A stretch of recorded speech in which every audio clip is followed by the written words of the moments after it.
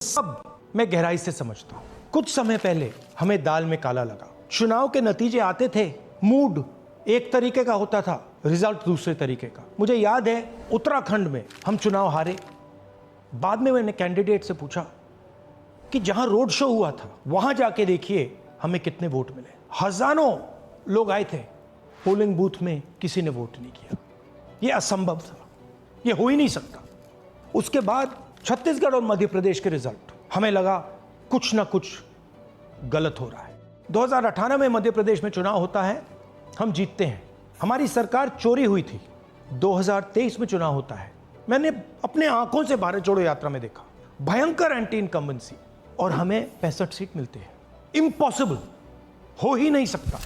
और फिर महाराष्ट्र में पहली बार हमें सबूत मिला, विधानसभा और लोकसभा के बीच में जादू से नए वोटर आते हैं, और जहां भी इन नए वोटर्स ने वोट किया वहां वोट बीजेपी को गया। महाराष्ट्र चुनाव के बाद जब हमें डाउट हुआ, हमारे गठबंधन के सारे नेताओं ने प्रेस कॉन्फ्रेंस किए और हमने इलेक्शन कमीशन से कहा कि आप हमें वोटर लिस्ट दीजिए, वीडियो रिकॉर्डिंग दीजिए। इलेक्शन कमीशन ने मना किया, ना उन्होंने हमें वोटर लिस्ट दी और ना उन्होंने वीडियो रिकॉर्डिंग दी। डाउट हुआ, क्यों नहीं दे रहे, क्या कारण है?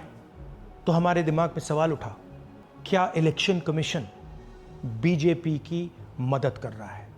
क्या इलेक्शन कमीशन ही इलेक्शन को चोरी करवा रहा है? इसके बाद हमने एक टीम सेटअप की और हमने उन्हें कहा कि आप जाइए, एक कंस्टिट्यूएंसी में जाके ढूंढिए, सच्चाई ढूंढिए, किस प्रकार से चीटिंग की जा रही है, किस प्रकार से यह काम किया जा रहा है और कौन कौन इस काम को कर रहे हैं। सबसे महत्वपूर्ण बात यह है कि इलेक्शन कमीशन डिजिटल डेटा नहीं देता है, फिजिकल डेटा देता है।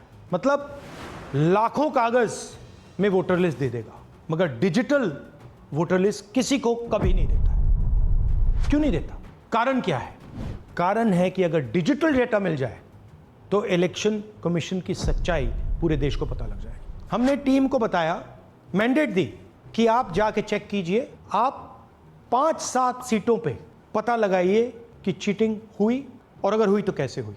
टीम ने हमें एक दिन बताया कि 5-7 सीटों पे काम किया ही नहीं जा सकता। क्यों? मैंने उनसे पूछा क्यों नहीं किया जा सकता? उन्होंने मुझे ये कागज दिखाए। ये जो कागज हैं, ये एक लोकसभा के कागज नहीं है, ये एक विधानसभा के कागज है, और इन कागजों को हमने मैन्युअली सॉर्ट करना पड़ा, और पूरा का पूरा काम जो हुआ है इसमें 6 महीने लगे हैं, और एक असेंबली सीट में हम ये काम कर पाए हैं। क्यों? क्योंकि डिजिटल डेटा नहीं दिया जाता।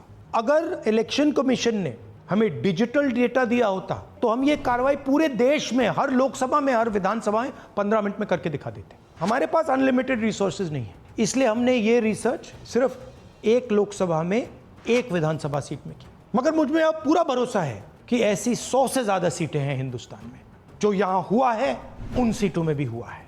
और याद रखिए, अगर बीजेपी को 10-15 सीटें कम आती तो आज नरेंद्र मोदी प्रधानमंत्री नहीं होते, इंडिया गठबंधन की सरकार होती। जांच ने 5 तरीके की चोरी पकड़ी है। डुप्लीकेट वोटर, जिसका मतलब एक वोटर के नाम वोटर लिस्ट में अनेक जगह आ रहे हैं। फेक एड्रेस, मतलब एड्रेस है ही नहीं, या फिर house number 0। Bulk voter in single address, मतलब एक छोटे से घर में 40, 50, 60 लोग रह रहे हैं। इनवैलिड फोटोज, छोटी सी फोटो है या फिर फोटो ही नहीं है, और वो जो छोटी फोटो है वो दिखती भी नहीं है, कौन है, किसका चेहरा है, नहीं पता लग सकता। Misuse of form 6। Form 6 first time voters के लिए होती है, मतलब जिनकी एज 18-20 साल की हो, मगर वोटर लिस्ट में 90 साल के लोग फॉर्म 6 का प्रयोग कर रहे हैं। चुनाव में 6,50,000 वोटर थे, उसमें से 1 लाख चोरी के थे। अब मैं आपको 5 उदाहरण देता हूं। ये देखिए, गुरकीरत सिंह डांग, इसका नाम 4 अलग अलग बूथों पे आता है। ये कैसे हुआ और क्यों हुआ? एक और उदाहरण, विशाल सिंह, वाराणसी में वोटर लिस्ट में नाम है और बेंगलोर में 2 बार वोटर लिस्ट में नाम आता है। क्या ये वाराणसी में वोट कर रहे हैं या बेंगलोर में वोट कर रहे हैं या दोनों जगह वोट कर रहे हैं? एक और उदाहरण देखिए, हाउस नंबर 0। तो आपने कभी सुना है हाउस नंबर 0? हमने तो नहीं सुना था, मगर बेंगलोर में हजारों हाउस नंबर 0 हैं वोटर लिस्ट पे। हाउस नंबर 35 की कहानी सुनिए, छोटा सा घर है, ज़्यादा से ज़्यादा 4 लोग रह सकते हैं, मगर इस 35 में 80 लोग वोटर लिस्ट में रजिस्टर्ड है। ये ERO ने कैसे अप्रूव किया, क्यों अप्रूव किया, पता लगाना है। अच्छा, अब ये देखिए वोटर लिस्ट, इनकी फोटो देखिए, या फोटो है ही नहीं या फिर छोटी छोटी फोटो है जो दिख नहीं सकती। इन वोटर आईडीज पे वोट दिया गया है। अब मैं आपको बताता हूं शकुन रानी की कहानी। फर्स्ट टाइम वोटर बनी है, 70 साल की आयु है। एक बार फॉर्म 6 का प्रयोग किया और उसके कुछ ही महीने बाद दूसरी बार फॉर्म 6 का प्रयोग होता है। 2 बार इनका नाम वोटर लिस्ट में आता है और फर्स्ट टाइम वोटर की लिस्ट में आता है। ये फर्स्ट टाइम वोटर हो ही नहीं सकती। तो क्या शकुन रानी जी ने वोट किया या किसी और ने शकुन रानी जी के लिए वोट किया? ये ही छुपाने के लिए CCTV का डेटा हमें नहीं दिया जा रहा है।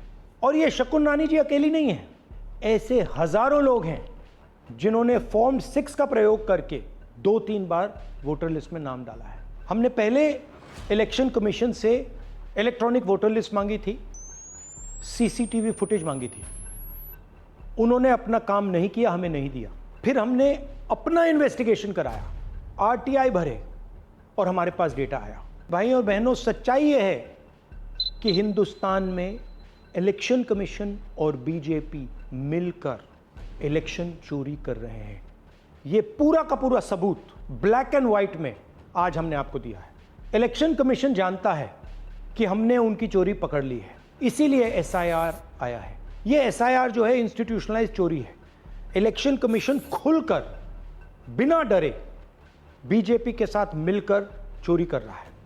और ये जो SIR है, इसका लक्ष्य गरीबों का जो हक है, उनका वोट जो है, उनसे चोरी करने का है। मैं आपको एक और बात बताना चाहता हूं। इस पूरी इन्वेस्टिगेशन में हमने वोटर एडिशन को देखा है, मगर जितना एडिशन होता है शायद उससे ज्यादा डिलीशन होता है, सबट्रैक्शन होता है। तो ये सिर्फ एक मेन तरीका हमने पकड़ा है, दूसरे तरीके पे हमने इन्वेस्टिगेशन की ही नहीं है अभी। मैं इलेक्शन कमीशन और इलेक्शन के ऑफिसर्स को साफ कह रहा हूं, आप जो कर रहे हो गलत कर रहे हो, ये ट्रीजन है, देश के खिलाफ है। ये मत भूलिए, टाइम आएगा हम आपको पकड़ेंगे, बचने वाले नहीं हो। It is critical that we expose voter चोरी।